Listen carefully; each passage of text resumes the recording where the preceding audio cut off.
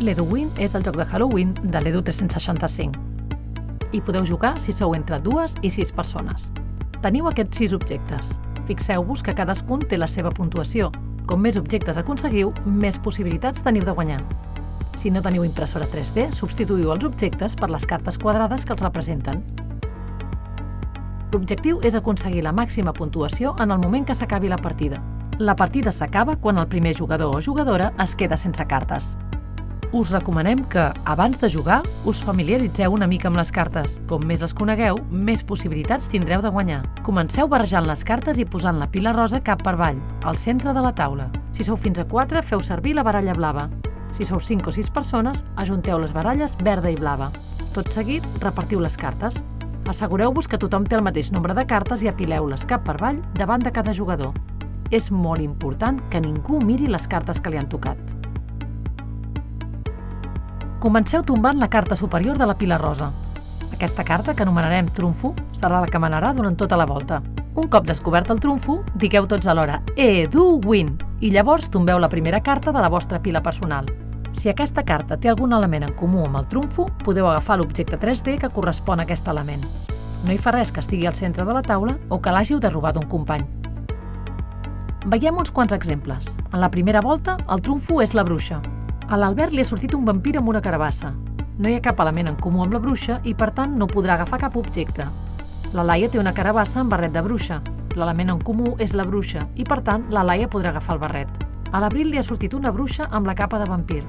Com que l'element és comú amb la bruixa, també podrà agafar el barret.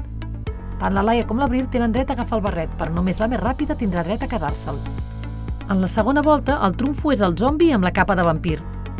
A la Laia li ha tocat la carabassa amb vestit de fantasma. No hi ha elements en comú entre la seva carta i el trumfo i, per tant, no podrà agafar cap element. L'Abril té un vampir amb cara de zombi. Com que tots dos elements són comuns entre la seva carta i el trumfo, té dret a agafar la dentadura de vampir i la mà del zombi. A l'Albert li ha sortit un zombi vestit de fantasma.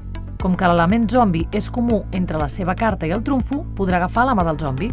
Novament, només la persona més ràpida podrà quedar-se a la mà del zombi, ja que en aquest cas, 2 jugadors tenen dret a agafar aquest objecte.